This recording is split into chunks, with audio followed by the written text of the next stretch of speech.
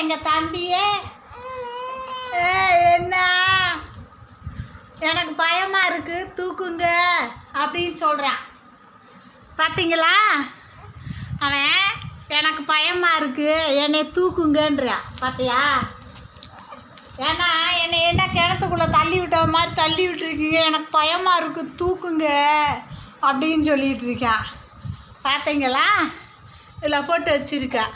ஆனால் அவனுக்கு பயமாக இருக்கா. பாருங்க, அவன் பாருங்க என்ன பாடுபடுறான்னு. அப்படி தான் பார்த்தீங்களா, அப்படி தான் நம்மளோட வாழ்க்கை ஒருத்தவங்க நம்பி இது பண்ணி போனோம்டா, நம்மளை அந்த கிடங்குள்ளே தள்ளி விட்டாங்க, நம்ம எந்திரிக்க முடியல அப்படின்னு சொல்லியிருக்கோம். இப்போ பையனை அந்த ஊஞ்சலில் போட்டிருக்கோம். அவன் எப்படி சொல்கிறான் பார்த்தீங்களா, என்னை தூக்குங்க எனக்கு பயமாக இருக்குன்றான்.